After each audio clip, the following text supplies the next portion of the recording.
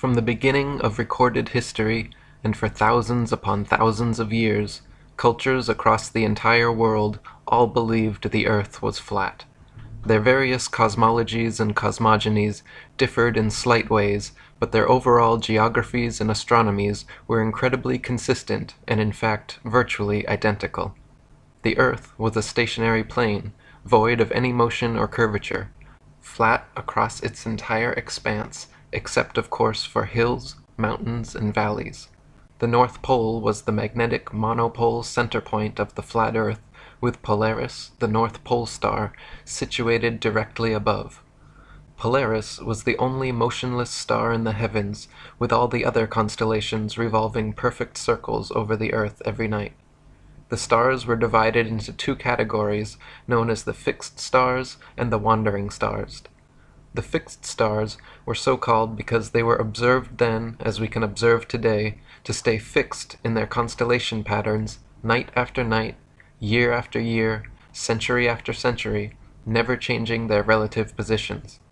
The wandering stars, what are today referred to as planets, were so called because they were observed then, as we can observe today, to wander the heavens, taking their own unique spirograph-like patterns, making both forward and retrograde motions over and around the Earth during their cycles. The sun and moon were both of equal size, and they too revolved over and around the motionless Earth, as immortalized in the Chinese yin-yang symbol. The sun and moon were much closer to Earth than supposed nowadays, and each shined with their own unique opposite lights, the sun's being warm, golden, drying, preservative, and antiseptic, and the moon's light being cold, silver, damp, putrefying, and septic. The sun and moon, as though connected to a magnetic maypole, made alternating spiral journeys over and around the Earth every year. The sun began its journey at the Tropic of Capricorn at the winter solstice, where it made its fastest and largest circle over the Earth. For the next 3 months, every day the sun slightly narrowed its path and slowed its speed until by the spring equinox the sun had spiraled its way from the Tropic of Capricorn to the equator. Then for the next 3 months, again every day, the sun continued to slightly narrow its path and slow its speed until the summer solstice, when the sun made its smallest, slowest circle around the Tropic of Cancer. Once the sun reached this innermost circle, like the ribbons and dancers around the maypole, the sun would then begin its opposing, widening, quickening journey back to the Tropic of Capricorn. For the next 3 months, every day the sun slightly widened its path and hastened its speed until the autumnal equinox, the sun had spiraled its way from the Tropic of Cancer back to the equator. Then for the next 3 months again, every day the sun continued to slightly widen its path and hasten its speed until the winter solstice, when the sun made its largest, fastest circle around the Tropic of Capricorn, and the annual journey began again. The moon had a similar yearly path revolving over and around the Earth, but unlike the sun, which constantly changed its speed to keep a consistent 24-hour day, the moon's speed never changed, so depending on its latitude, the moon was observed then, as we can observe today, to take approximately 24.7 to 25 hours per cycle. This is why at different times and places during each month we can see the moon in the morning, afternoon, or night. This is also the origin of old fairy tales such as The Hare and the Hedgehog, or The Tortoise and the Hare. The hare, like the sun, begins the annual race full of energy, excitement, and ego, declaring himself the definite winner, and gets off to an immediate head start. Meanwhile, equally confident in his seemingly lesser abilities, the humble, slow, and steady tortoise moon begins as well, allowing the hare to lead. As the race carries on, the cocky hare tires and slows down, or takes a nap, at which point the tortoise overtakes him. This is analogous to the moon reaching the Tropic of Cancer before the sun each year and beginning its return journey. When the hare reaches this halfway point of the race, he realizes his lackluster attitude has resulted in being overtaken by the slower tortoise, and begins to speed up again. Then, for the remainder of the race, the sun picks up speed day by day, gaining on the moon, but ultimately losing as the slow and steady tortoise reaches the finish line before the hare and wins.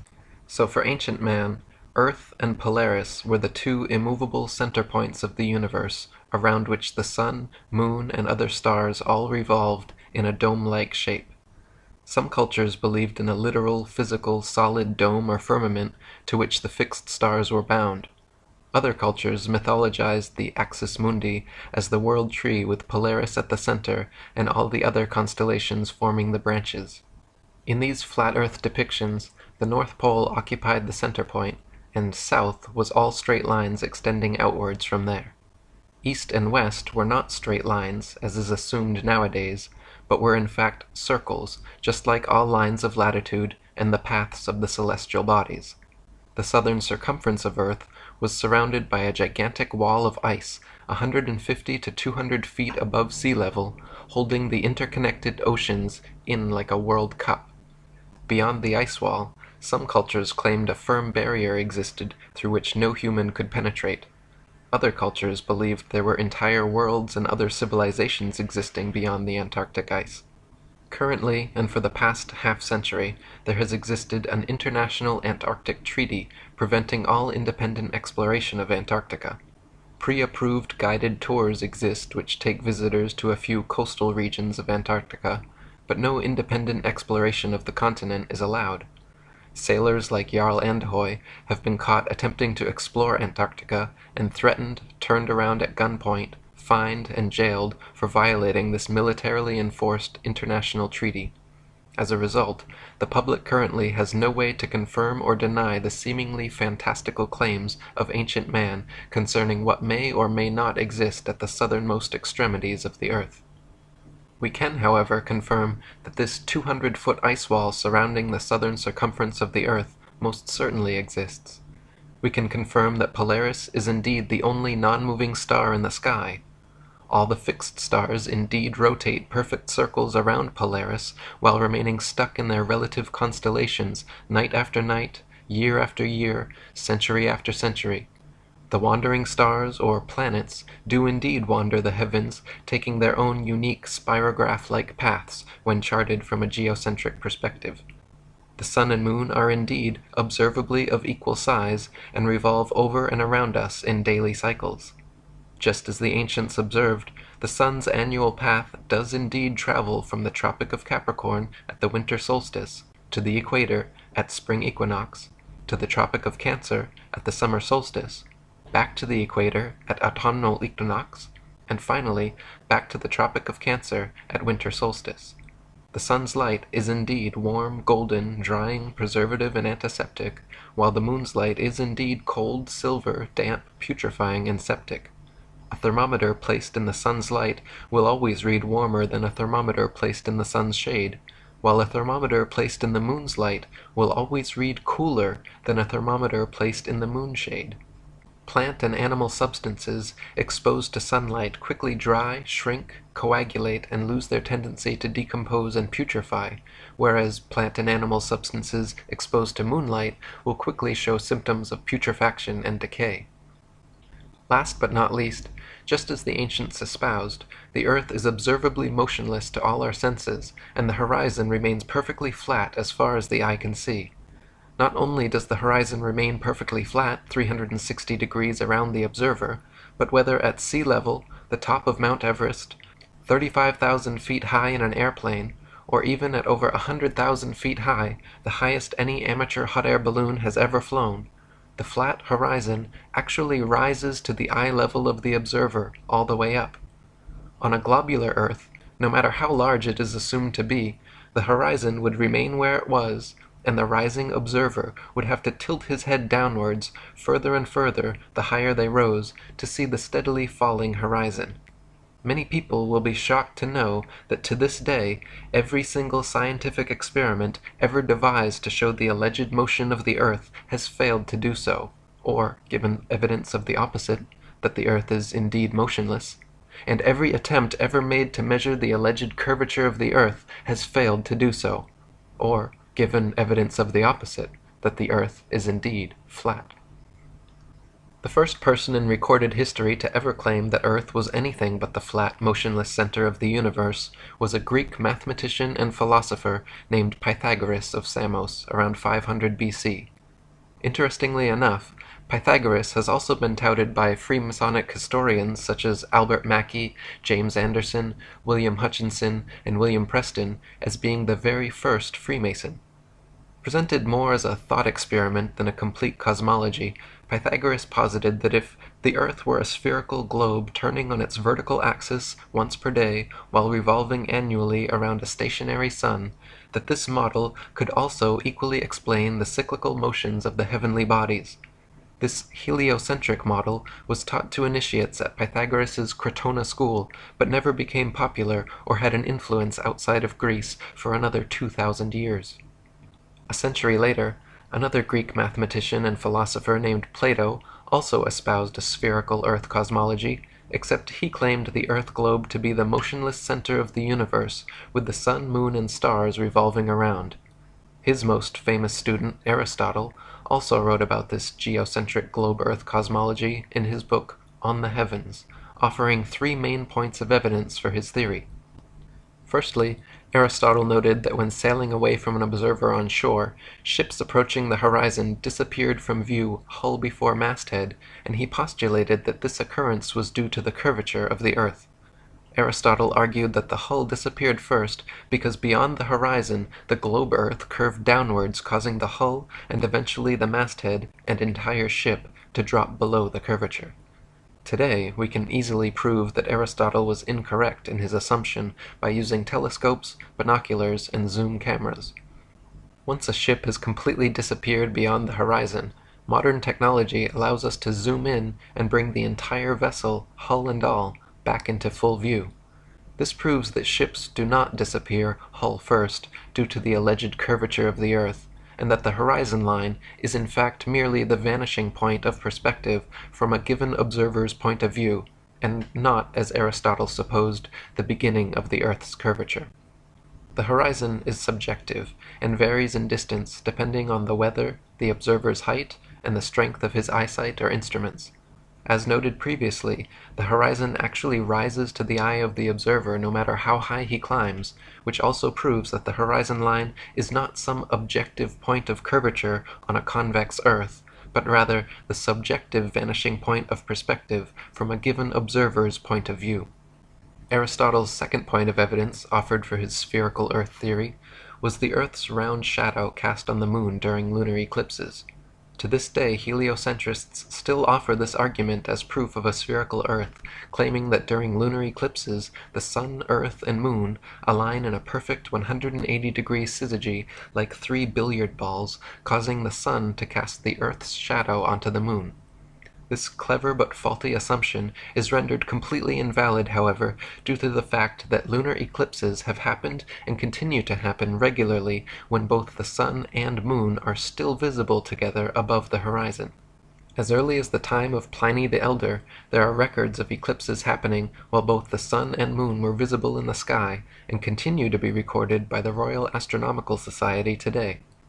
Obviously, if the Sun and Moon are both observable simultaneously during an eclipse, then they are not aligned in a 180-degree syzygy, and it is therefore impossible that the Sun could be casting Earth's shadow on the Moon, and some other explanation must be sought. Another explanation, in fact, already existed in many cultures around the world, who posited that a third celestial body known as Rahu, or the Black Sun, also existed, equal in size to the Sun and Moon. This translucent dark body passed affront the Sun and Moon during solar and lunar eclipses, causing their lights to dim. Aristotle's final point of evidence offered for his spherical Earth theory was the appearance of Polaris and other stars to gradually decline overhead as an observer travels southwards. He argued that the gradual declination and eventual disappearance beyond the horizon of certain stars and constellations as one traveled southwards was evidence that the observer was traveling over a convex curved surface. Similar to the ships disappearing over the horizon argument, Aristotle posited that the horizon line was the literal curvature of his spherical Earth, and the stars which declined and disappeared beyond it became invisible because a mass of curved Earth existed between them and the observer. In actual fact, however, the gradual declination of objects in the sky towards the horizon is merely a product of the law of perspective on plane surfaces. As any art student of point perspective knows, the human eye views the world in a pyramidal shape, so that when looking down a long hallway, the floor appears to rise, the ceiling appears to sink, and the walls appear to narrow into a point at the center of the observer's view. Of course, the dimensions of the hallway remain constant for its entire length. The floor does not actually rise, the ceiling does not actually sink, nor do the walls actually close in, but to the human eye, everything is perceived this way. Similarly, when the sun, moon, airplanes, or clouds appear to sink towards the horizon as they move away from us, they are not actually losing altitude and slowly approaching sea level. They are in fact maintaining the same altitude, except they are moving away from you, and so the law of perspective makes them appear to sink. A century after Aristotle, around 250 BC, yet another Greek mathematician and philosopher named Eratosthenes made his claim to fame with a new alleged proof of the spherical earth. Eratosthenes noted that at noon during the summer solstice at Syene, the sun cast no shadow and the rays could reach straight to the bottom of his well, yet meanwhile in Alexandria, a vertically standing metal rod cast a significant shadow. By factoring the length of the shadow with his assumed distance to the sun, Eratosthenes recorded a measurement of Earth's circumference close to what heliocentrist astronomers still use today. The fact of the matter is, however, that Eratosthenes' calculations were made assuming the sun to be millions of miles away, so that its rays would fall perfectly parallel even in points as divergent as Syene and Alexandria. This faulty premise led to his faulty conclusion, which was eventually exposed upon the invention of the nautical sextant. Using sextants and plane trigonometry, by measuring the sun's angle at 2 points on Earth simultaneously and factoring their distance from each other, the Pythagorean theorem reveals both the height and dimensions of the sun. Using this method, the sun and moon have repeatedly been calculated to be approximately 32 miles in diameter, 3,000 miles from the surface of the Earth. High-altitude balloon footage has also filmed lighting hotspots on clouds, proving the sun to be local and acting as a spotlight, and not a burning ball of gas millions of miles away, as supposed by heliocentrists. After Eratosthenes, the globe Earth theory completely disappeared from philosophical thought and recorded history for almost 2 millennia. Geocentric flat Earth cosmologies continued to reign supreme, with even Eratosthenes himself, touted as the father of geography, depicting the Earth as flat in his famous 194 BC map of the world. Crates of Malis invented the first model globe Earth around this time as well, but it failed to have any effect on the world at large. Fast forward to 1522 AD, Portuguese explorer Ferdinand Magellan became the first person in known history to successfully sail around the world. This circumnavigation of Earth soon became and continues to be touted today as absolute proof of the spherical Earth theory. If Magellan was able to sail east to west around the entire world and return to his original starting point, surely the Earth cannot be flat and must be a globe, right? Wrong. Just as a compass can place its center point on a flat piece of paper, trace a circle either way around, and return to its original starting point, so can a ship or plane circumnavigate a flat Earth. The only kind of circumnavigation which could not happen on a flat Earth is north-southbound, which to this day has still never been done.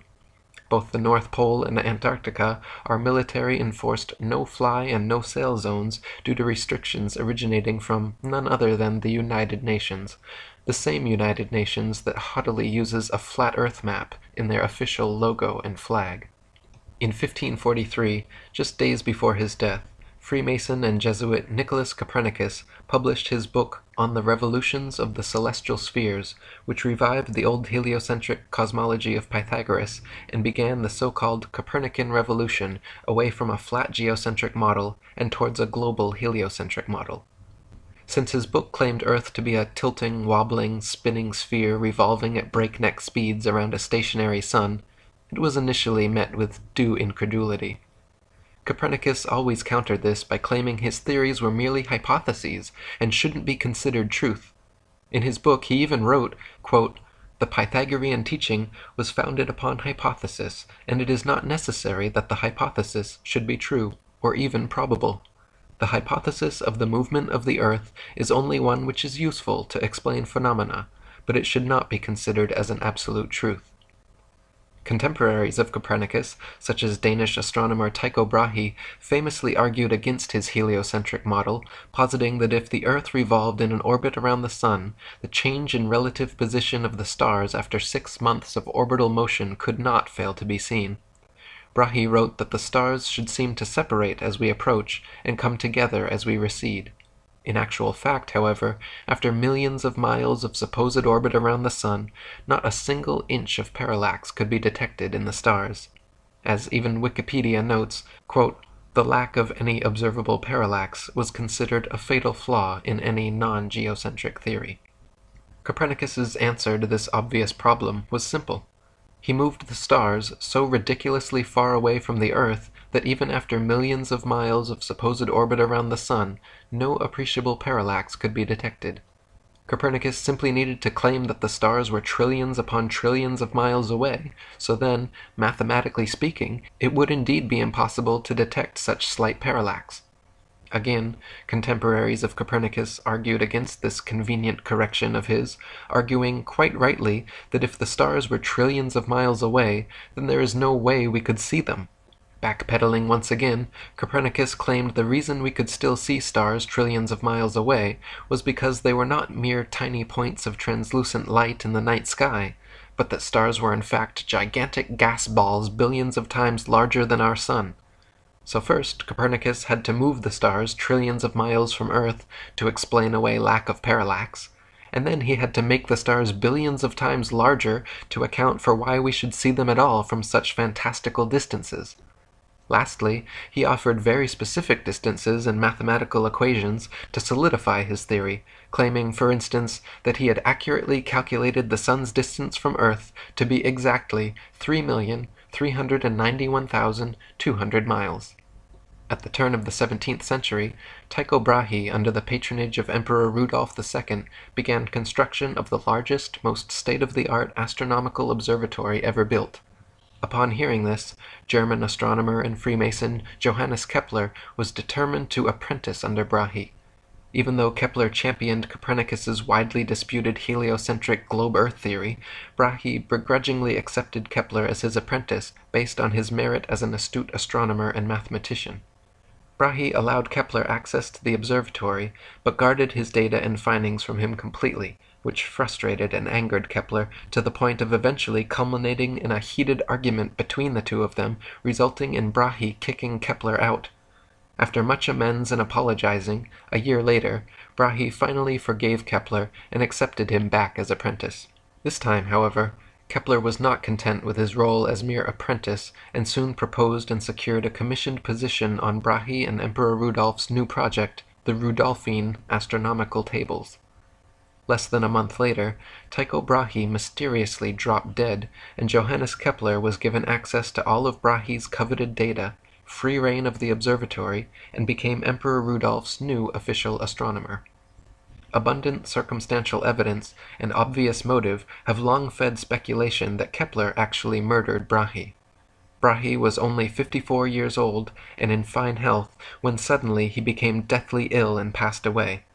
His official cause of death was reported as a bladder infection, but subsequent autopsies of his body revealed toxic quantities of mercury present on his mustache hairs, which has led many researchers to conclude he was poisoned. The 2004 book Heavenly Intrigue suggested that Kepler had indeed murdered Brahe to gain access to his data. Kepler himself never denied this, and he actually wrote, quote, "I confess that when Tycho died, I quickly took advantage of the absence or lack of circumspection of the heirs by taking the observations under my care, or perhaps usurping them." And so for the remainder of his life, Kepler worked at Brahe's observatory for Brahe's employer, using Brahe's data to further his Copernican theories, which Brahe had always criticized. He modified Copernicus's calculations of celestial motions, changing them from perfect circles to irregular ellipses, and even formulated a new, updated distance of the Sun from Earth. While Copernicus had claimed positively the Sun to be 3,391,200 miles from Earth, Kepler assured the astronomical community that his new figure of 12,376,800 miles was the true distance. A few years later, in 1608, the first telescope was invented, and by 1609, the next champion of Copernicism, Italian astronomer, Freemason, and probable Jesuit Galileo Galilei, had purchased and built several of them. Galileo improved upon the telescope's design, boosting the zoom capabilities from the original 3 times up to 30 times magnification, and in 1610 made the most important alleged discovery of his career. With his 30-time zoom telescope, Galileo claimed to have seen what he described as, quote, 3 fixed stars, totally invisible by their smallness, all close to Jupiter and lying on a straight line through it. After tracking these invisible stars for a while and noticing they appeared sometimes but not others, Galileo concluded that when he could not find them, they must be hiding behind Jupiter, and therefore they must not be invisible stars at all, but rather invisible moons orbiting Jupiter. His alleged discovery of moons orbiting Jupiter was then touted as proof of the Copernican system, claiming that Earth must be a planet like Jupiter since both have orbiting moons. To this day, NASA claims to have special telescopes which can, on occasion, see these moons of Jupiter, just as Galileo claimed in his day to see, on occasion, with his special telescopes. Nowadays, with modern telescopes and zoom technology, we can see the celestial bodies far closer and with far more clarity than Galileo could have ever hoped for. A 2016 Nikon P900 has 83 times optical zoom and 332 times digital capabilities, which put Galilean telescopes to shame. Yet, even with this level of magnification, Galileo's alleged invisible stars orbiting Jupiter are nowhere to be found. Galileo and his fellow Mason predecessors, acting more like true believers of their heliocentric faith than legitimate scientists, were constantly guilty of inventing elaborate theories to support their foregone conclusion. This was never more evident than when Galileo presented his theory on the cause of tides in 1616. Cardinal Bellarmine had written Galileo the year before, stating that, quote, the Copernican system could not be defended without a true physical demonstration that the sun does not circle the earth, but the earth circles the sun. Taking this to heart, Galileo hoped to show that the earth's tides were caused by the sloshing back and forth of water as a point on earth's surface sped up and slowed down due to earth's alleged rotation on axis and revolution around the sun. He argued that these hypothetical motions of his globular earth were the cause of tides, and therefore the tides themselves were proof of Earth's motion. Unfortunately for Galileo, his ideas were not accepted and easily proven wrong by his contemporaries, who rightly pointed out that if his theory were correct, there would only be one high tide per day. Not only this, but if tides were caused by Earth's alleged motion, all lakes, ponds, and other inland bodies of water should be similarly affected, yet they are not. The next champion of heliocentrism was English mathematician and astronomer, knighted Freemason and Royal Society President Sir Isaac Newton. In 1687, Newton published his famous Principia Mathematica, which presented his idea of gravity to the world. The globe Earth theory had long faced criticism for being impractical due to the natural physics of spinning spherical objects, namely that anything placed on their surface should immediately fall or fly off. How could people, buildings, and the great oceans remain perfectly stuck to a ball Earth spinning faster than the speed of sound? The globe Earth theory needed a force that could keep everything in place somehow, a force strong enough to keep the oceans stuck to the Earth, but weak enough not to sink a sailboat. A force strong enough to drag the entire atmosphere along with Earth's breakneck speed, but weak enough to allow birds and bugs to travel freely and unabated in all directions. A force so strong it could make rain fall upwards and plants grow upside down, but yet so weak that it could not be detected by any contemporary methods. Newton's postulate of, quote, an invisible force able to act over vast distances led to him being heavily criticized for, quote, introducing occult agencies into the field of science. Previous to Newton's theory of universal gravitation, the natural laws of density and buoyancy already perfectly and adequately explained the world around us. For example, the reason a balloon filled with helium rises into the sky while a balloon filled with air drops to the ground is not because Newton's mystical pulling force has an aversion to helium, but rather simply because helium is lighter and less dense than the nitrogen, oxygen, and other elements which compose the air around it, so it floats up. And conversely, a balloon filled with your carbon dioxide exhalation is heavier and denser than the air around it, so it falls down to the ground. If you blow a dandelion seed out of your hands, a substance just barely heavier than the air, it will float away and slowly but eventually fall to the ground. If you drop an anvil from your hands, something much heavier than the air, it will quickly and directly fall straight to the ground.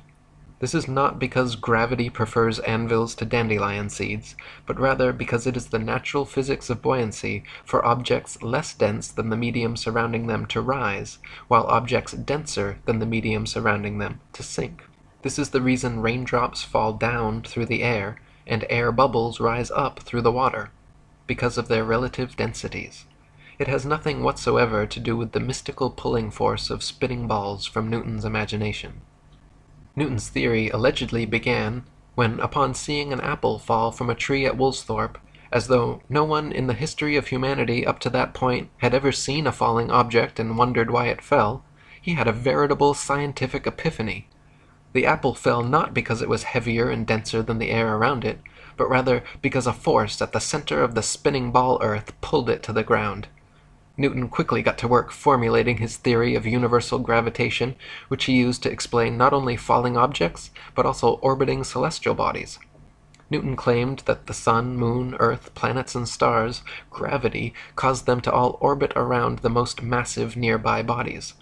So not only was gravity fickle and selective about which objects it caused to fall and which it allowed to rise, gravity was also able to perform different functions on different scales.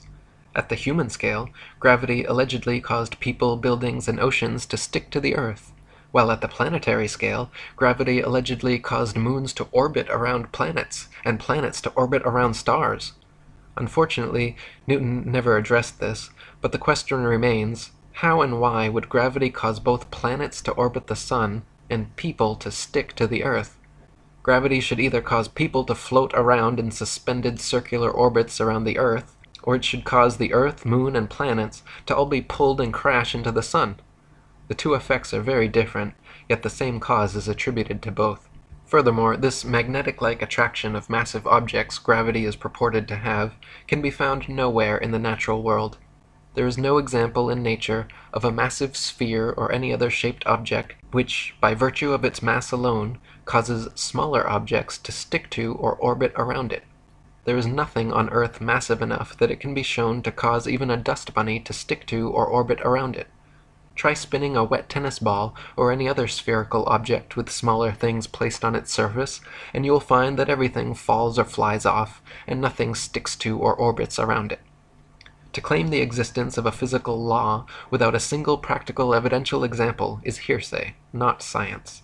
By now, however, you are likely beginning to see that these Freemasonic, heliocentric priests are less interested in science and truth than they are in propagating contrived evidences for their foregone conclusions. In like manner, as Copernicus had claimed positively the sun to be 3,391,200 miles away, and Kepler had calculated it to be positively 12,376,800 miles away, Newton was quoted as remarking, "It matters not whether we reckon it 28 or 54 million miles distant, for either would do just as well." It appears he was correct, because the alleged distance to the heliocentrist's sun has continued to increase by the millions until today, where we stand with NASA's current official figure of 93 million miles. In 1773, Captain Cook became the first modern explorer known to have breached the Antarctic Circle and reached the ice barrier. This expedition offered an exciting chance to find proof of either the flat or globe Earth models, because Captain Cook intended to sail completely around Antarctica looking for inlets through the ice wall. If the Earth was indeed a globe 25,000 miles in equatorial circumference, as the heliocentrists claimed, then a complete circumnavigation of Antarctica would be approximately 12,000 miles. And if the Earth was flat, with Antarctica surrounding the entire circumference, a complete circumnavigation of Antarctica would have to take over 50,000 miles. During 3 voyages lasting 3 years and 8 days, Captain Cook and his crew sailed a total of 60,000 miles along the Antarctic coastline, never once finding an inlet or path through or beyond the massive glacial wall. Captain Cook wrote, "The ice extended east and west far beyond the reach of our sight, while the southern half of the ocean was illuminated by rays of light which were reflected from the ice to a considerable height." Later voyages by Captain James Clark Ross and Captain George Nares in the 19th century further confirmed Cook's findings. Ross's expedition spent 4 years and 5 months in heavily armored warships, failing to find an entry point beyond the southern glacial wall, and Nares spent over 3 years circumnavigating Antarctica, taking an admittedly indirect course, but clocking in nearly 69,000 miles total. If Antarctica truly was the tiny ice continent claimed by globe Earth proponents, all of these expeditions would have ended years sooner. In addition to this, many Antarctic explorers, including Captain James Clark Ross and Lieutenant Charles Wilkes, using globe Earth projection maps, wrote in their journals perplexed at how they routinely found themselves out of accordance with their charts, stating that they found themselves an average of 12 to 16 miles outside their reckoning every day.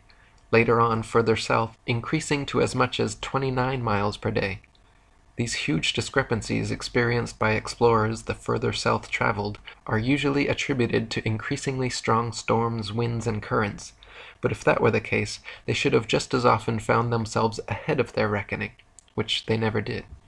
In 1783, the hot air balloon was invented, and for the first time in recorded history, people were able to float miles above the Earth's surface and see for themselves once and for all whether or not the Earth was flat or a globe. To many people's astonishment, as high as they rose, the horizon remained perfectly flat 360 degrees around them and rose to the level of their eyes all the way up. J. Glaisher wrote in his Travels in the Air that, quote, "On looking over the top of the car, the horizon appeared to be on level with the eye, and taking a grand view of the whole visible area beneath, I was struck with its great regularity. All was dwarfed to one plane. It seemed too flat." M. Victor Emmanuel, another hot air balloonist, wrote that, quote, "Instead of the earth declining from the view on either side, and the higher part being under the car as is popularly supposed, it was the exact opposite. The lowest part like a huge basin being immediately under the car, and the horizon on all sides rising to the level of the eye. As stated previously, this is only possible on a flat plane." It would be an entire century after Newton published his theories on gravitation before any scientific experiment was devised to attempt to prove its existence. In 1797, Henry Cavendish, the British scientist, Freemason, and wealthy grandson of the Duke of Devonshire, created an experiment which he claimed successfully proved the existence of gravity, measured its constant, and provided accurate figures for the exact masses of the Earth, Sun, Moon, and planets. How did Cavendish achieve this quantum leap for heliocentric pseudoscience? He fixed 2 large lead balls on opposite ends of a torsion balance and hung them from the roof of his shed. By watching and recording slight motions of the contraption via telescope through his shed window so his mass would not affect the reading, Cavendish claimed to have proven gravity. 2 small lead balls were hung near the large ones, and any motion observed towards one another was touted as being the influence of gravity.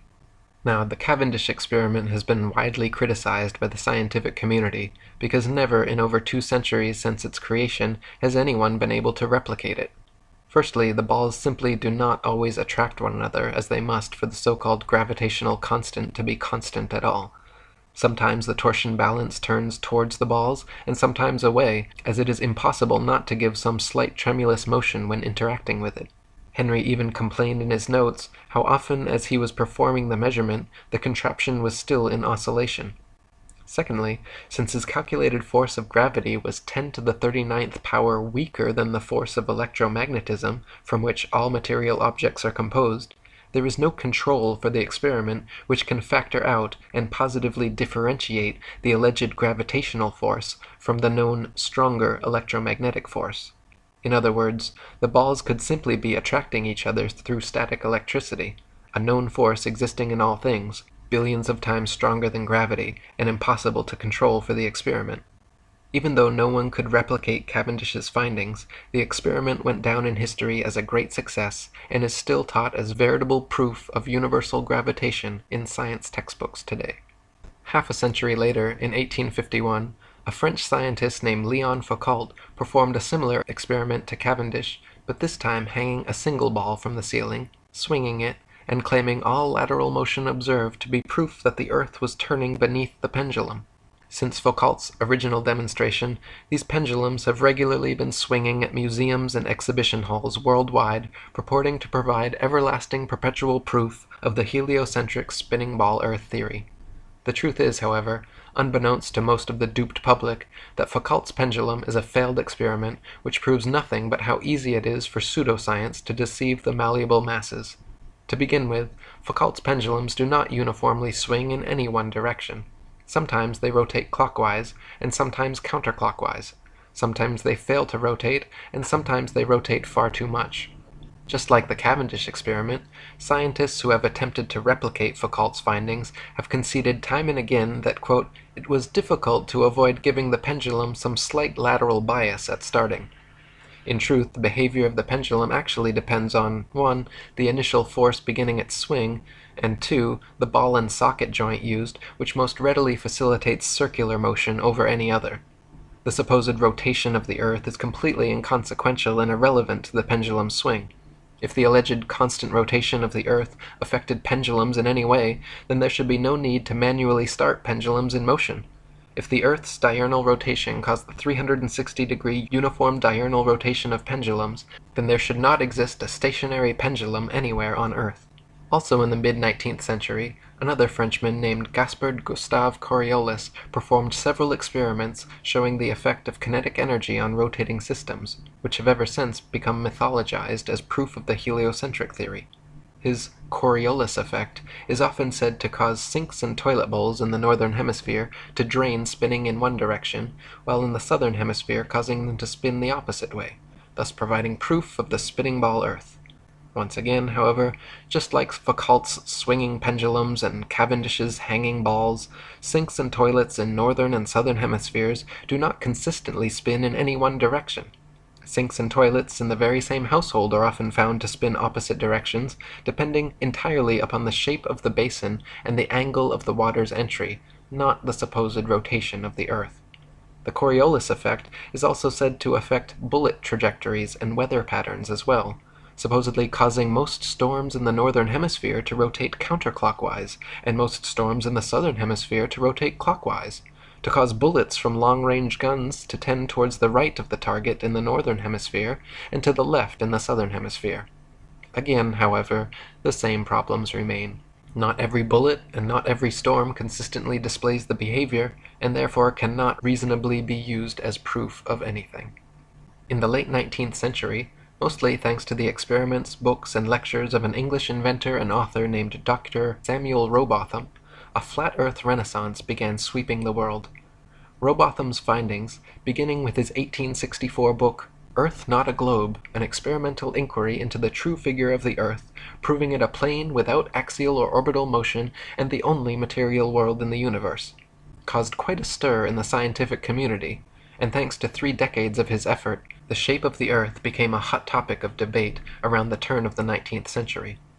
Dr. Rowbotham conducted several experiments using telescopes, spirit levels, and theodolites, special precision instruments used for measuring angles in horizontal or vertical planes. By positioning them at equal heights aimed at each other successively, he proved over and over the Earth to be perfectly flat for miles, without a single inch of curvature. In his most famous series of experiments, Rowbotham traveled to Cambridge, England, where there is a 20-mile canal called the Old Bedford, which passes in a straight line through the fenlands, known as the Bedford Level. The water has no interruption from locks or water gates of any kind, and remains stationary, making it perfectly suitable for determining whether any amount of convexity or curvature actually exists. If we were living on a ball Earth, every pond, lake, marsh, canal, and other large body of standing water, each part would have to comprise a slight arc or semicircle curving downwards from the central summit. If the ball Earth were truly 25,000 miles in circumference, as claimed by heliocentrists, then spherical trigonometry dictates the surface of all standing water must curve downwards an easily measurable 8 inches per mile, multiplied by the square of the distance. This means along a 6-mile channel of standing water, the Earth would have to curve 16 feet 8 inches downwards from one end to the other, and/or dip 6 feet on either end from the central peak, depending where the measurement is taken.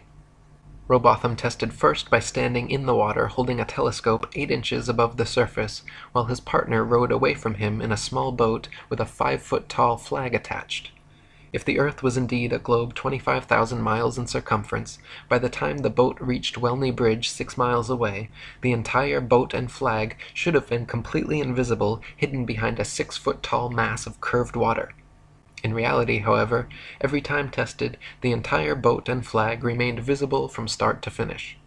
In a second experiment, Dr. Rowbotham placed 7 flags along the edge of the water, each 1 mile distant from the next, with their tops positioned 5 feet above the surface, and stood with his telescope behind the first. If the Earth was a globe 25,000 miles in circumference, each successive flag would have to decline a definite and determined amount below the last. The first and second flags established the line of sight. Then the third should fall 8 inches below the second, the fourth flag 32 inches below, the fifth 6 feet, the sixth 10 feet 8 inches, and the seventh flag should be a clear 16 feet 8 inches below the line of sight. Even if the Earth was a globe of 100,000 miles, an amount of easily measurable curvature should and would still be evident in this experiment. But the reality is, not a single inch of curvature was detected, and the flags all lined up perfectly as consistent with a flat plane. In 1870, one of Rowbotham's supporters, an English scientist of the Royal Academy named John Hampden, offered a public wager of £500 to anyone who thought they could prove the Earth spherical by repeating the Bedford Level experiment. Alfred Russel Wallace, a fellow English scientist, ardent evolutionist, and personal friend of Charles Darwin, accepted Hampden's wager, and the two met with referees to decide the matter at the Bedford Level.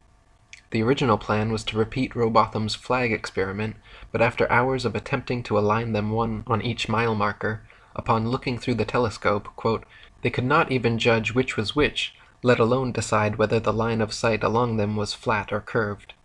Heated debate ensued, an angry quarrel followed, and the experiment descended into a farce.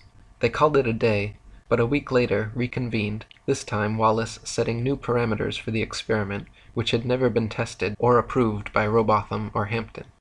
Wallace hung a large calico sheet from the old Bedford Bridge, with a thick black line painted across its center, and positioned his telescope 6 miles south at Welney Bridge at the same elevation. Then, halfway between these 2 points, Wallace placed a long red pole topped with a marker disc designed to fall in line with the black painted marker and telescope. All of these he placed at a masonically significant 13 feet 3 inches above the water. Wallace's plan was to view the marker disc and black line through the telescope, and if the middle marker appeared below the line of sight, this would be taken as proof of the water's flat surface, and if the middle marker appeared above the line of sight, it would be taken as proof of Earth's curvature. Hampden immediately took issue with this new method of allegedly determining curvature, but begrudgingly accepted to continue. When viewed through the telescope, the center marker fell a tiny bit below the telescope crosshair, and the far marker on the bridge fell a tiny bit below that. This result was not expected by either party, but Wallace quickly claimed it proof that the Earth was curving downwards, while Hampden claimed the results to be in accordance with the law of perspective over flat surfaces. This time an even more heated debate ensued, until Wallace refused to speak another word with Hampden, gave him the silent treatment, and even had the police escort Hampden from his hotel room before leaving town the following day. The referees for the wager decided in favor of Wallace, and the money was given to him. In response, Hampden immediately published a 16-page pamphlet denouncing Wallace as a liar and cheat, called "Is Water Level or Convex After All? The Bedford Canal Swindle Detected and Exposed." Another fellow English author and flat-earther, William Carpenter, also present during the experiment, wrote his equally scathing 30-page review of the swindle entitled "Water Not Convex, the Earth Not a Globe," demonstrated by Alfred Russel Wallace on the 5th of March, 1870. Hampden later took Wallace to trial and sued him for his £500. The court formally decided in favor of Hampden that the bet was invalid and returned his money in full. Next, Hampden immediately reissued his challenge to Wallace, increasing the wager to £1,000 and inviting Dr. Rowbotham to attend. This time the experiment would be conducted as Rowbotham had originally done, standing in the water with telescope held 8 inches above the water, observing a boat with a 5-foot flag attached sailing 6 miles away from Welch's Dam to Welney Bridge. When the day of the wager came, poor weather prevented them from completing the experiment, so they postponed, met more bad weather, and postponed again. On their third and final attempt, before heading home with the weather still overcast, they attempted the experiment. Unfortunately, shortly after reaching the halfway point, the boat became indistinguishable beyond the haze, and the bet was called off. The boat and flag were visible, however, for the entire 3 miles. In 2015, a group of flat earthers once again repeated Rowbotham's experiment at the Bedford level, with similar results. They detected no curvature and saw the boat beyond the halfway marker, but became obscured by poor weather before reaching the full 6 miles. In 1871, after getting massive amounts of pressure from the public to address these claims from flat Earth proponents, Royal Astronomical Society President George Airy devised an experiment which he hoped would once and for all prove Earth's axial motion and forever silence the rabble-rousing flat earthers.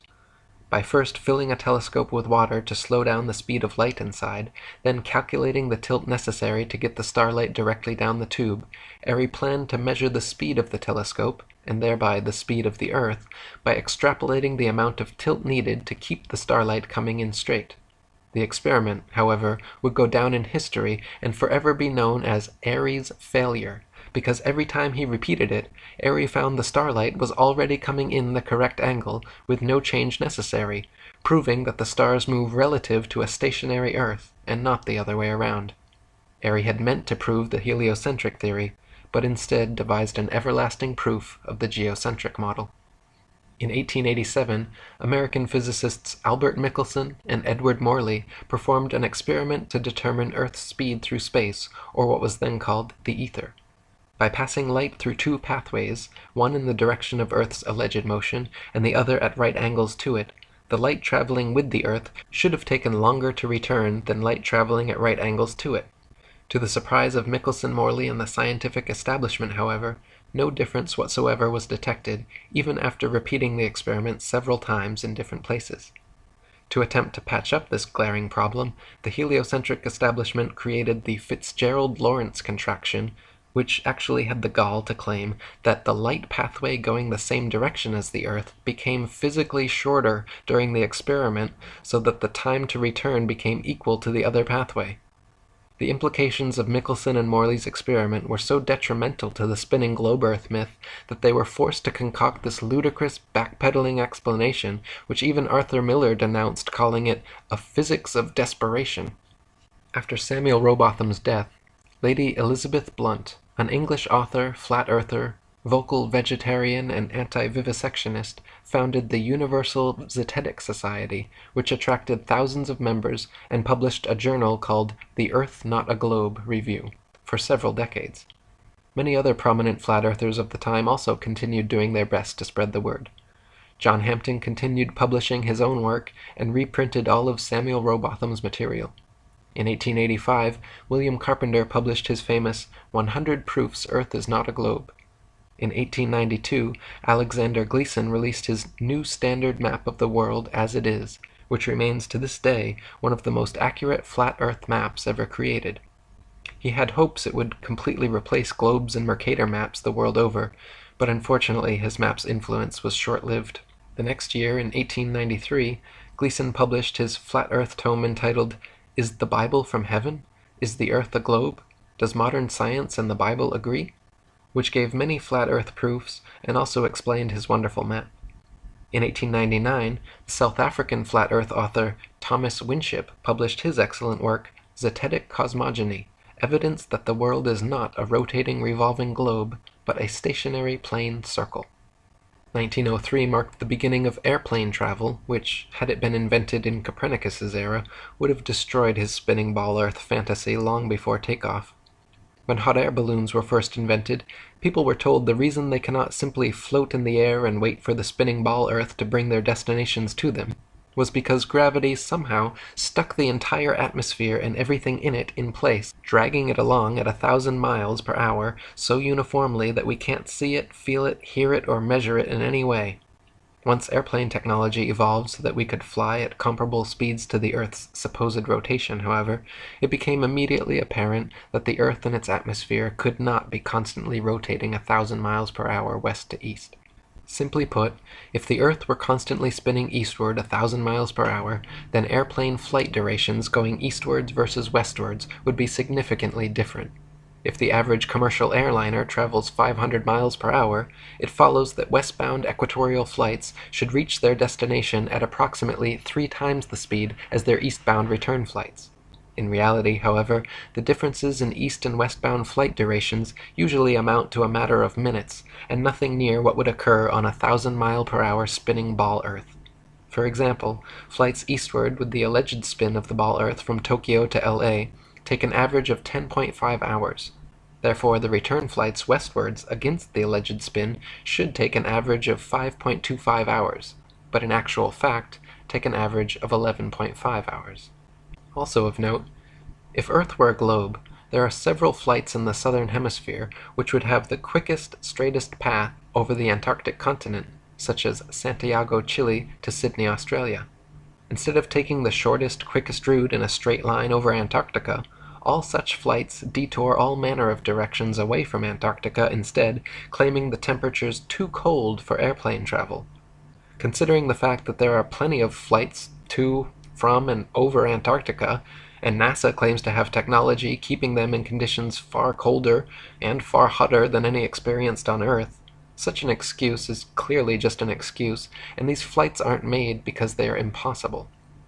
If the Earth was a ball and Antarctica was too cold to fly over, the only logical way to fly from Sydney to Santiago would be a straight shot over the Pacific, staying in the southern hemisphere the entire way. Refueling could be done in New Zealand or other southern hemisphere destinations along the way if absolutely necessary. In actual fact, however, Santiago to Sydney flights go into the northern hemisphere, making stopovers at LAX and other North American airports before continuing back down to the southern hemisphere. Such ridiculously wayward detours make no sense on the globe, but make perfect sense and form nearly straight lines when shown on a flat Earth map.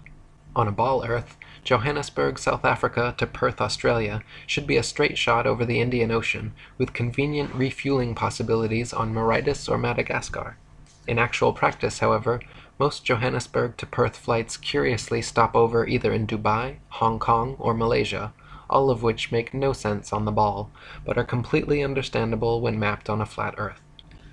A casual study of other South Hemisphere flight paths and stopover points will prove to even the most staunch skeptic the clear illegitimacy of globe map projections.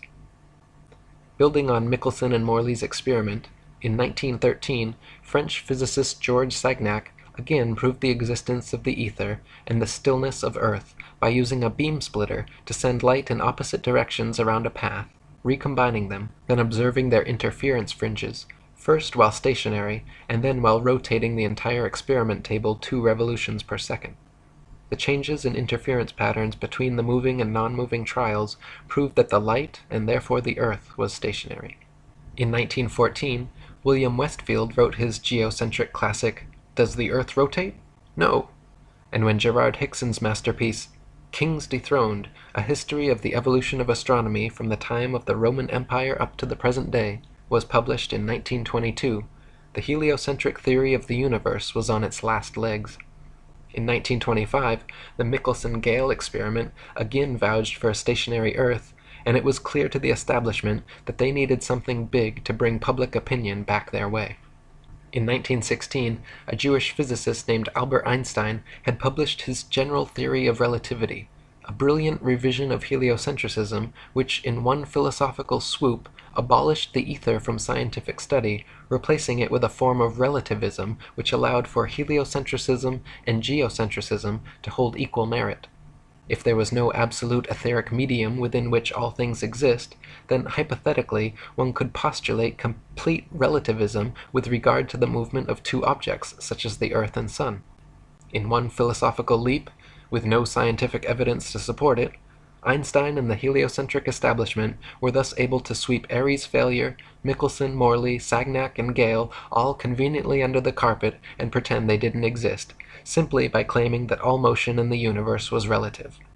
By the late 1920s, Einstein and his theories had been pushed so vehemently, the heliocentric theory began making a comeback, and Einstein was being touted as a genius and one of the greatest minds in history.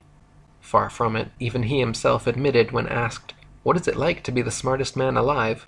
responded by saying, "I don't know, you'll have to ask Nikola Tesla," a true genius who in no way supported Einstein's relativity or the heliocentric theory. Einstein was even caught lying when he originally claimed to have never even heard of the Michelson-Morley experiment, but later admitted that he had indeed created special relativity with the intent of abolishing the ether and nullifying the Michelson-Morley result. By the 1930s, an eccentric Christian flat-earther named Wilbur Glenn Voliva was attracting widespread publicity around the world thanks to his American lecture tours and daily radio broadcasts from his personal station, which could be heard all the way to Australia. Voliva famously founded and built Zion City in Illinois, a town of 6,500 people, all of whom were Christian flat-earthers.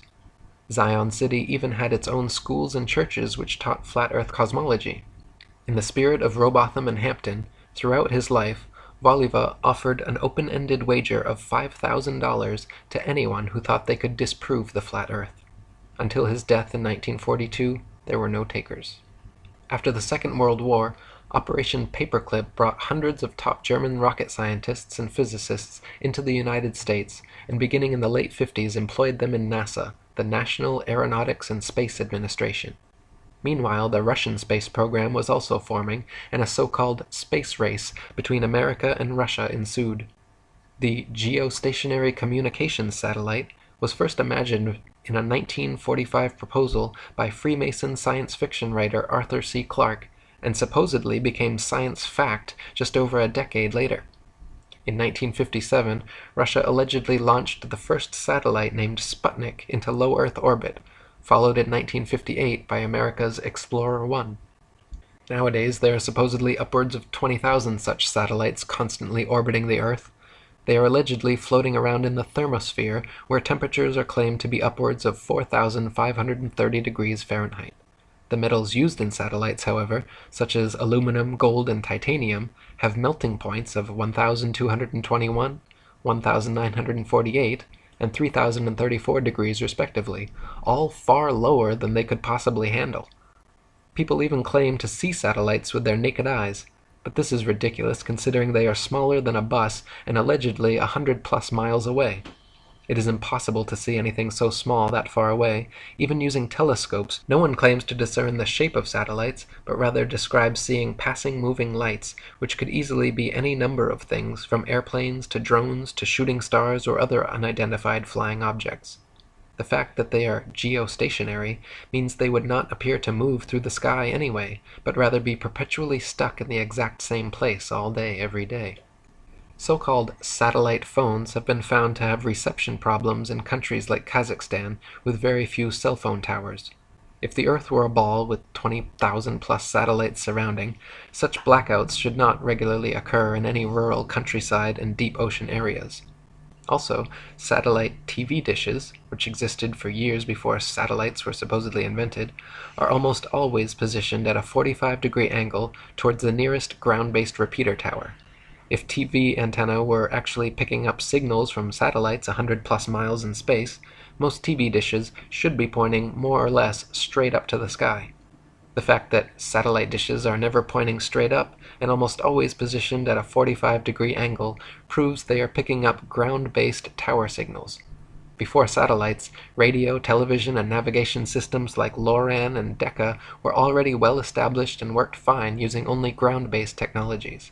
Nowadays, huge fiber optic cables connect the internet across oceans, gigantic cell towers triangulate GPS signals, and ionospheric propagation allows radio waves to be bounced all without the aid of the science fiction bestseller known as satellites.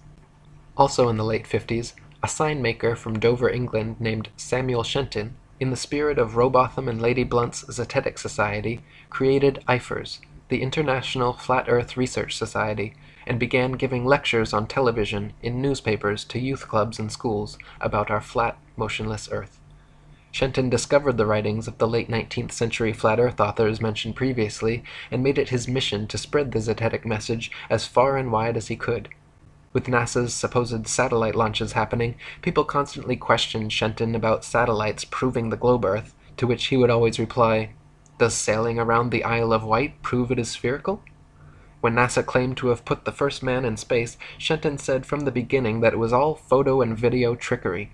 When John Glenn supposedly orbited the world in 1963, Shenton even sent him a free IFERS membership with a personal message saying, "Okay, wise guy."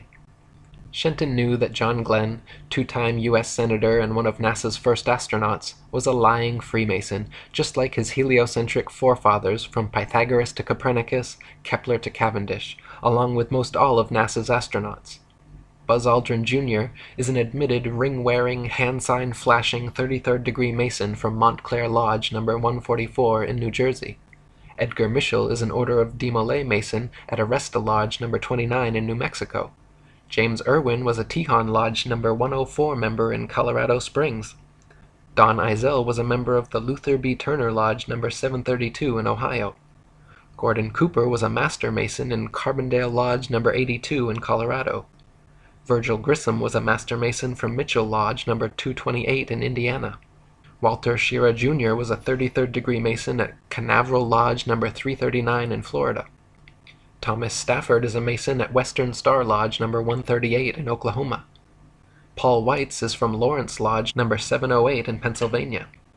C. Fred Kleineknecht, the head of NASA during the Apollo program, shortly thereafter became Sovereign Grand Commander of the Council of the 33rd Degree of the ancient and accepted Scottish Rite of Freemasonry of the Southern Jurisdiction. NASA astronauts Neil Armstrong, Alan Shepard, William Pogue, Vance Brand, and Anthony England all had fathers who were Freemasons as well. The amount of astronauts known to be Freemasons or from Freemasonic families is astonishing. It is likely that more astronauts and people of key importance in NASA are affiliated with the Brotherhood as well, but not so open about their membership. For there to be this many Masons, members of the world's largest and oldest secret society, involved with the promotion and propagation of this globalist heliocentric doctrine from its outset to modern times, should raise some serious suspicion. Before the first Apollo missions ever even cleared the launch pad, 11 NASA astronauts died in highly suspicious accidents. Gus Grissom, Roger Chaffee, and Ed White were all cremated together in an Apollo capsule fire during a completely unnecessary and dangerous test where they were strapped down and locked into a 100% oxygen chamber which incinerated the three of them to death in seconds. 7 other astronauts, Ted Freeman, Charles Bassett, Elliot See., Russell Rogers, Clifton Williams, Michael Adams, and Robert Lawrence, died in 6 separate airplane crashes, and Ed Gibbons in a car crash. 8 of these deaths were in 1967 alone. So many astronauts coincidentally dying under such circumstances is highly unlikely and lends credence to the idea that these were intentional hits by the Masons trying to find the right people to sell their hoax. One of the most outspoken of the fallen astronauts was Gus Grissom. By 1967, Grissom had become increasingly irritated and vocally negative about NASA's chances of ever landing a man on the moon. He stated the odds were pretty slim, and famously hung a lemon on the Apollo capsule after it repeatedly failed safety testing procedures. Grissom threatened to go public with his complaints about the LEM, and even told his wife Betty, quote, "If there ever is a serious accident in the space program, it's likely to be me." Right after his murder, government agents raided Grissom's house before anyone had been informed about the fire or his death. They removed all his personal papers and his diary, never to be returned. From 1969 to 1972, the Freemasons at NASA claimed to have landed 6 of their Apollo missions on the moon. With this ingenious deception, a bit of rocket technology, a bunch of lying Freemasons, and photographs taken through a round window, with this one psyop, NASA managed to convince nearly everyone on Earth that they live on a spinning ball. However, in the documentary A Funny Thing Happened on the Way to the Moon, you can watch official leaked NASA footage showing Apollo 11 astronauts Buzz Aldrin, Neil Armstrong, and Michael Collins for almost an hour using transparencies and camera tricks to fake shots of around Earth. They communicate over audio with Control in Houston about how to accurately stage the shot, and someone keeps prompting them on how to effectively manipulate the camera to achieve the desired effect. First they blacked out all the windows, except for a downward-facing circular one, which they aimed the camera towards from several feet away. This created the illusion of a ball-shaped Earth surrounded by the blackness of space, when in fact it was simply a round window in their dark cabin. Neil Armstrong claimed at this point to be 130,000 miles from Earth, halfway to the Moon, but when camera tricks were finished, the viewer could see for themselves the astronauts were not more than a couple dozen miles above the Earth's surface in a high-altitude plane. These images showing a globular world soon became the Freemasons' most valuable tool in altering public perception about the shape of the Earth. Since the original so-called blue marble image, NASA has provided the public with many more pictures and videos showing a globe Earth, touting veritable photographic proof that Pythagoras' 2,500-year-old theory was finally validated. When seen with a skeptical eye, however, professional photoanalysts have dissected several NASA images of the ball Earth and found undeniable proof of computer editing. For example, images of the Earth allegedly taken from the Moon have proven to be copied and pasted in, as evidenced by rectangular cuts found in the black background around the Earth by adjusting brightness and contrast levels. If they were truly on the Moon, and Earth was truly a ball, there would be no need to fake such pictures. When NASA's images of the ball Earth are compared with one another, the coloration of the land and oceans and relative size of the continents are consistently so drastically different from one another as to prove beyond any reasonable doubt that the pictures are all fake. NASA has many alleged photographs of the ball Earth which show several exact copy and pasted duplicate cloud patterns. Cheeky graphics artists have even placed things like faces, dragons, and the word sex into cloud patterns over various ball Earth pictures. One recent Pluto picture clearly has a picture of Disney's Pluto the dog layered into the background. On a clear afternoon, during a waxing or waning moon cycle, it is possible to see the blue sky right through the moon. For centuries, stars and planets have often been seen and recorded, even by the Royal Astronomical Society, to have been seen through the moon. If the moon is translucent enough to see objects through it, it cannot be the solid, spherical planetoid claimed by NASA and modern astronomers. Samuel Shenton, president of IFERS, was quoted before the Apollo supposed moon landing, stating that, "Stars have been seen through the moon. The astronauts had better be ready to come right back, because there isn't anything much to land on." Besides Shenton, many of the first people to unequivocally call out the NASA moon landings as being a staged hoax were professional photographers. When the official NASA photographs of the moon are closely examined, it is clear that many were taken inside a studio using repetitive backgrounds, artificial lighting, wires, and cranes.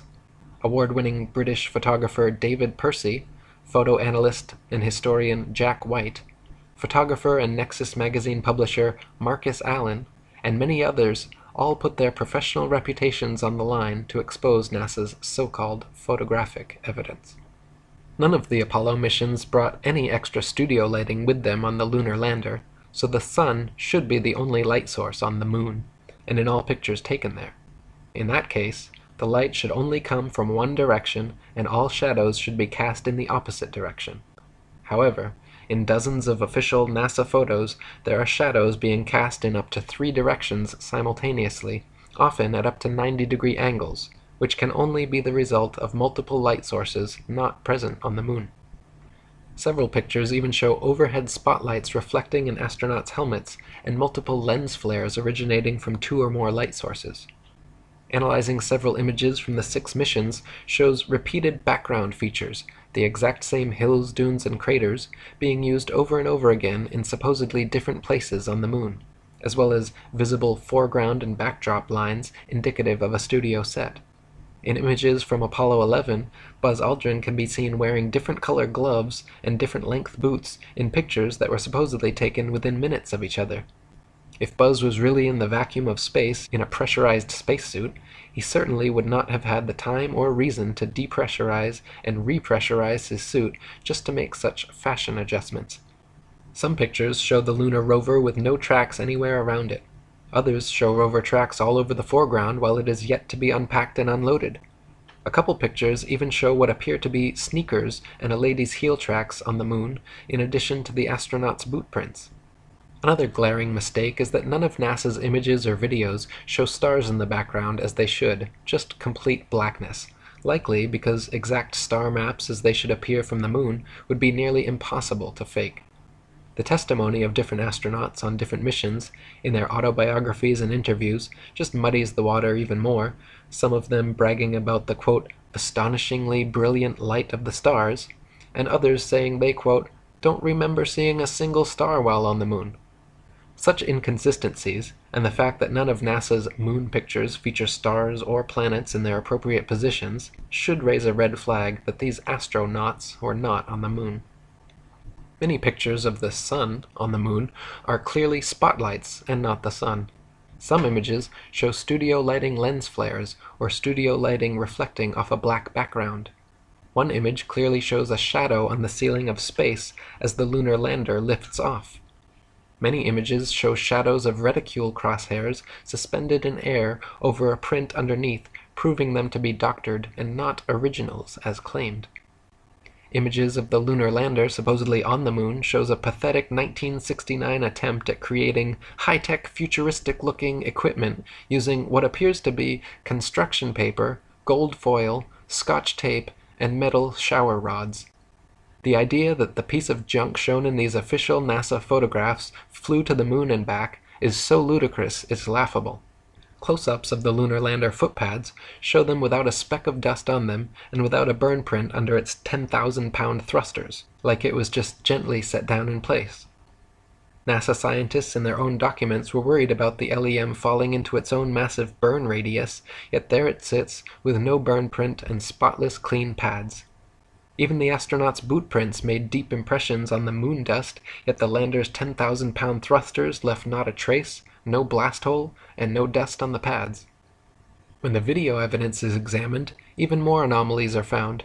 In certain frames, light pings can be seen reflecting off overhead stage wires attached to astronauts' backpacks.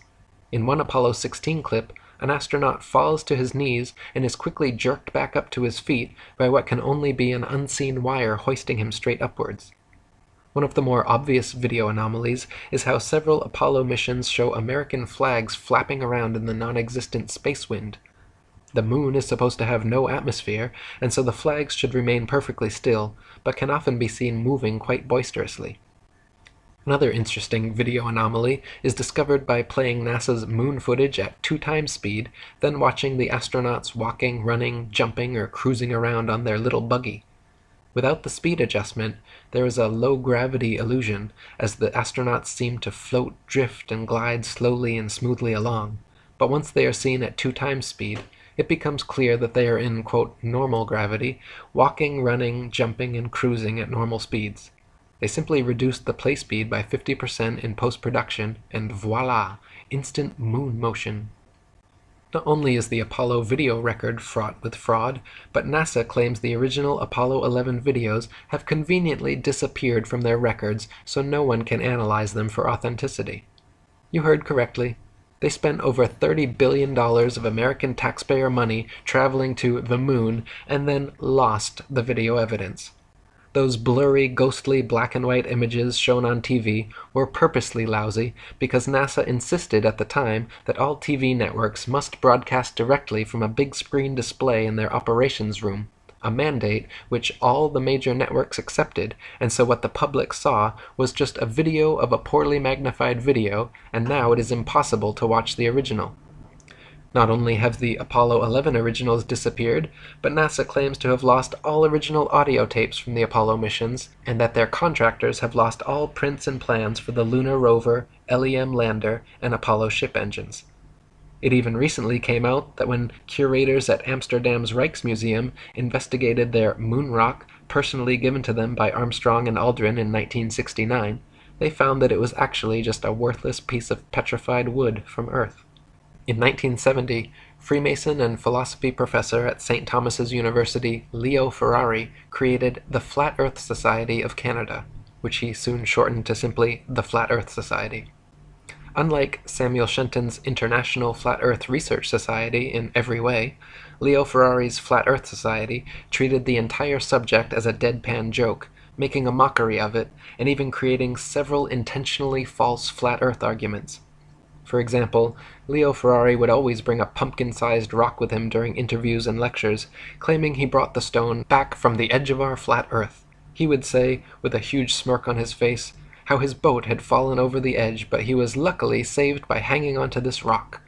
Clearly, treating our flat Earth in this tongue-in-cheek way discouraged people from taking the matter seriously, and creating this fake Flat Earth Society was the Freemasons' way of mitigating Shenton's Eifer's genuine threat to their global deception. In 1971, Samuel Shenton passed away, and the American former airplane mechanic Charles K. Johnson took his place as president of Eifer's. Charles and his wife Marjorie, like Lady Blunt and many of the original Zetetic Society members, were not only flat earthers, but outspoken vegetarians and anti-vivisectionists. Charles and Marjorie maintained a periodical called The Flat Earth News for many years, where they printed articles about NASA's lies, geocentricity, flat Earth, and vegetarianism. Unlike Leo Ferrari and his mock society spreading disinformation, Charles Johnson was a genuine voice speaking out against the evils of the world. In 1974, when Johnson heard of Ferrari's budding organization, he decided to contact him and wrote a cordial letter requesting further information about his society, to which Ferrari never replied. 2 years later, Johnson wrote another polite letter saying how he was delighted by the prospect of a like-minded campaigner, and said how it was a very happy day when he learned of Ferrari's society. Quote, "I feel sure at the core we cannot be too far apart in aims," Johnson wrote. "I do try to practice what I preach, to think and seek and search out reasonable ideas and concepts." He closed saying that he could hardly wait to hear from Ferrari and hoped very much he would please reply. After 6 months without a response, Johnson wrote one more time explaining again his sole purpose to enlarge his view and getting and holding on to the facts, which would benefit himself and in time the rest of the world. He requested a reply and a copy of Ferrari's FES magazine. In conclusion, Johnson signed, "Thanks from the bottom of my heart," in advance, but warned that if Ferrari insisted on ignoring him once again, quote, "I will then know for sure that you are some kind of enemy of the flat earth work." Eventually, Ferrari did reply this time, but not with a message or magazine as requested. He simply enclosed an FES paid application form. Johnson investigated Ferrari's organization further and found that he was using, quote, "the flat earth idea as a gimmick to entertain and promote the atheistic society." From then on, Johnson worked hard to expand his Eifers and constantly for the rest of his life exposed Ferrari's FES, calling him a false prophet, guilty of muddying the waters of truth. Near the end of his life, tragically, Johnson's house burned down, along with all the flat earth materials he and Shenton had collected over their lifetimes. Until his dying day, Johnson claimed the fire to be the result of arson by a NASA agent he had seen snooping around. Apparently finished with their moon landing propaganda, starting in 1976, NASA began faking Mars landings instead. To begin with, the planets, formerly known as wandering stars, are not terrestrial Earth-like habitations capable of landing anything on.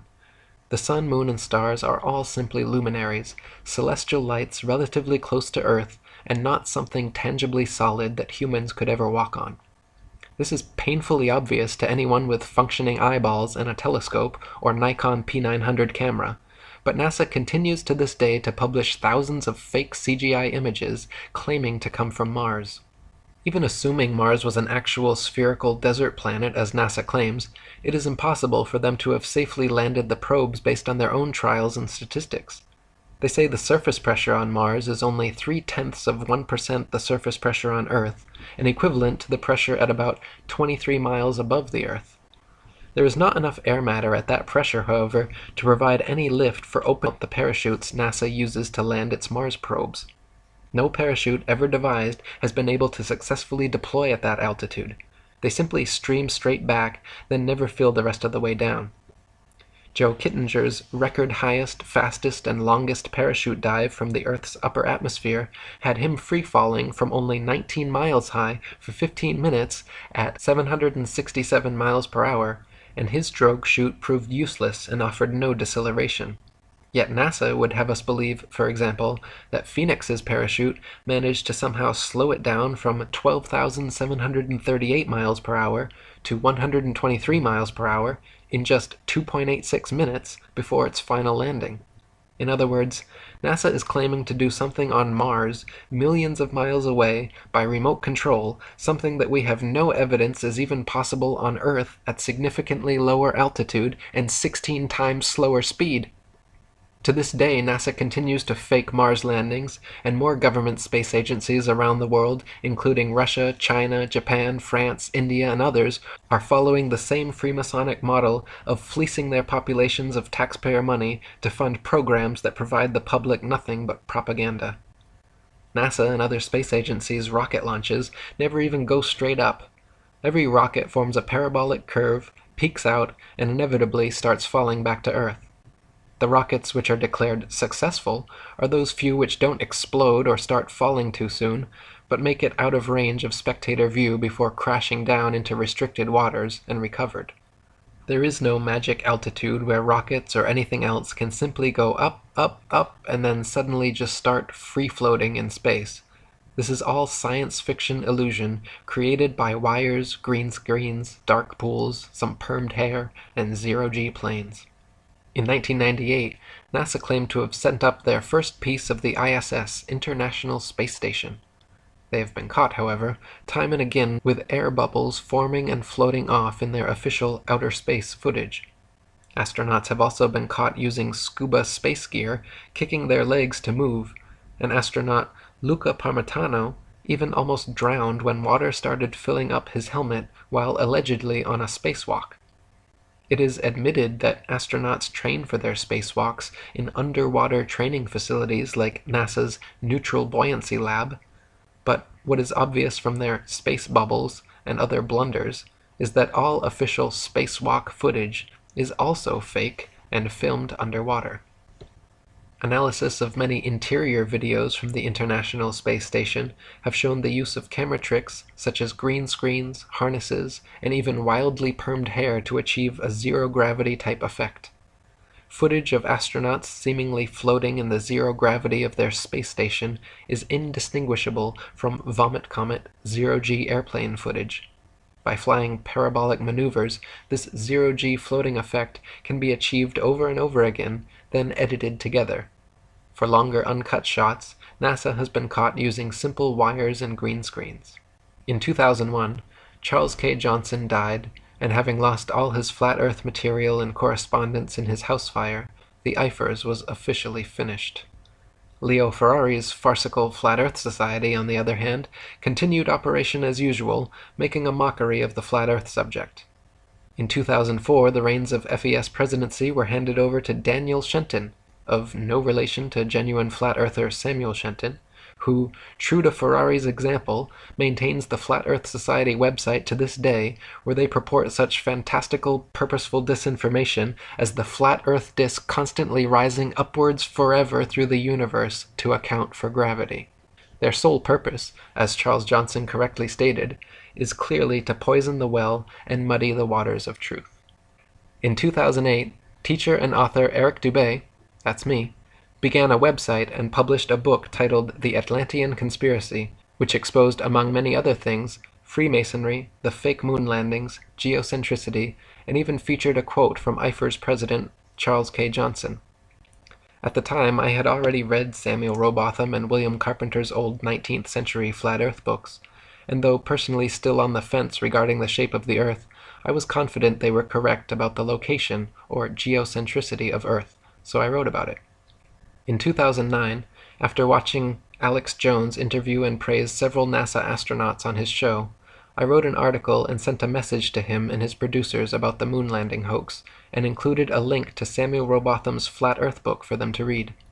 Alex even mentioned this on air the next day, and called me a flat earther who thinks he's covering up some Atlantean conspiracy, the title of my book and website.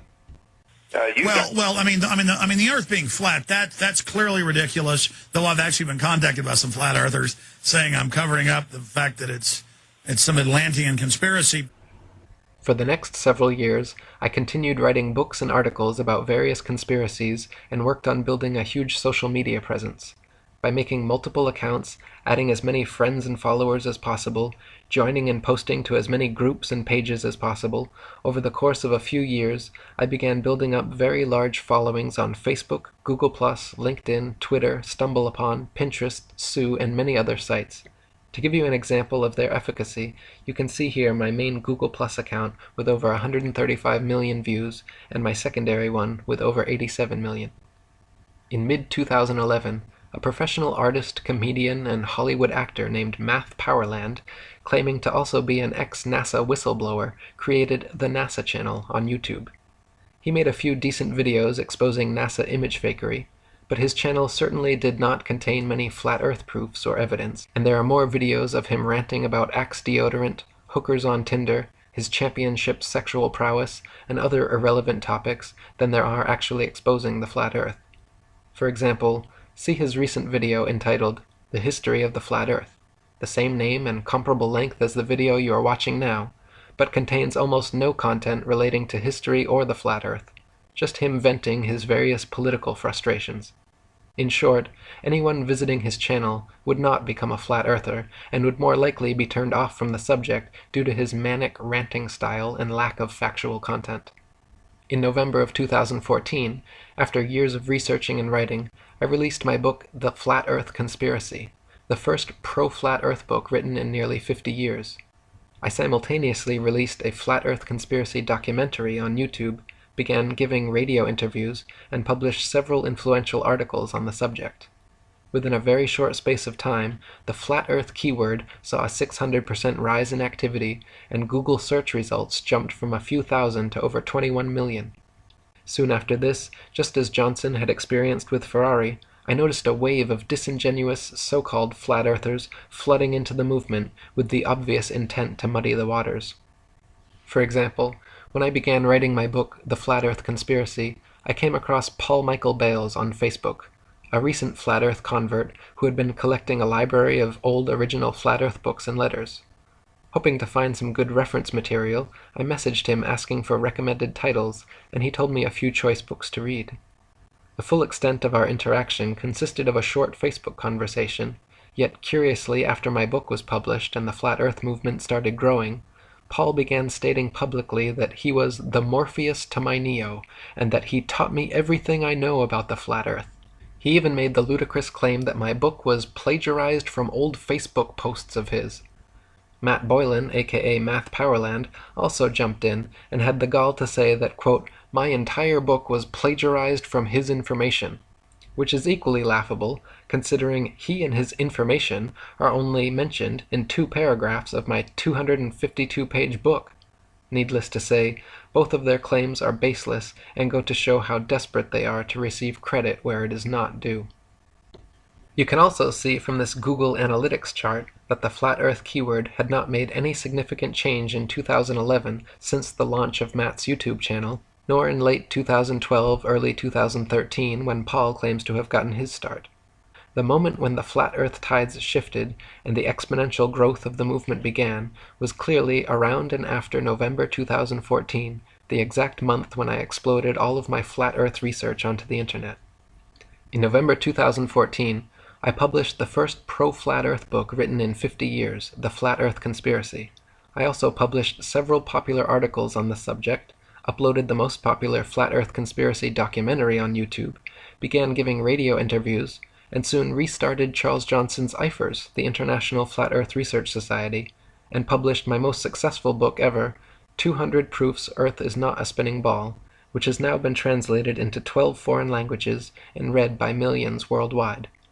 These simultaneous actions, my intentional exploding of credible flat earth information onto the internet all at once, which I had been preparing for the entire year before, are undoubtedly the catalyst behind the exponential growth curve seen beginning here. Later on, around March 2015, recent flat earth convert Mark Sargent came out of nowhere, began uploading new flat earth videos every day, uploading new interviews several times per week, got offered his own radio show, started being heralded by many as the king of flat earth, and credited with starting the modern flat earth revival. At first I was glad to have him on board, until the cracks began to show and the clear disinformation campaign began. Mark claimed the moon and stars were holographic projections maintained by alleged dome builders who keep us inside a Truman Show enclosed structure, among much other nonsense. He even lied about me in several interviews, including one where he claimed that I promoted the idea of a constantly rising flat Earth to account for gravity, when in fact I constantly expose this false concept as being disinformation. Mark was, and continues to be, the Leo Ferrari to my Charles Johnson. In fact, Mark has even bragged several times about being a card-carrying member of Ferrari's farcical organization. By New Year's Eve 2016, our new IFERS had gained over 3,000 members and was receiving 50,000 hits monthly when it was suddenly and without warning or explanation deleted from the internet. As the administrators and myself quickly worked on salvaging our material and creating a new site, the obvious parallels to Johnson losing everything in his NASA agent-initiated house fire were noteworthy. Around the same time, 2 disingenuous Flat Earth channels issued 2 fraudulent copyright strikes against me, which I managed to overturn by filing legal counterclaims against them. YouTube itself began a program of regularly unsubscribing old subscribers of mine and lowering view counts of popular videos. Shortly after that, Facebook also decided to jump on the Eric Dubay censorship bandwagon by deleting my account, all my pages, and giving my Atlantean Conspiracy group directly over to a team of Freemason shills who still administrate it to this day, filling the group with nothing but death threats to me, pictures of Masonic goats, and ridiculous belittling memes. After re-registering for new accounts and accumulating my friends lists again, Facebook has now deleted 2 more profiles, and I am currently on my 4th, still trying my best to spread the word. In 2016, the movement continued to grow, with many more genuine flat earthers taking up the reins and exposing the truth online, as well as many more disingenuous shills continuing to poison the well with misinformation. The new IFERS began thriving with more monthly visitors than ever before. Many new Flat Earth YouTube channels began creating and mirroring excellent content. Now, at the turn of 2017, I am truly pleased with the rapid growth of this wonderful Flat Earth movement, and I encourage everyone to please help speak out, share this video, and spread the good word, as we look forward to a future where humanity is finally free from this grandest of all deceptions.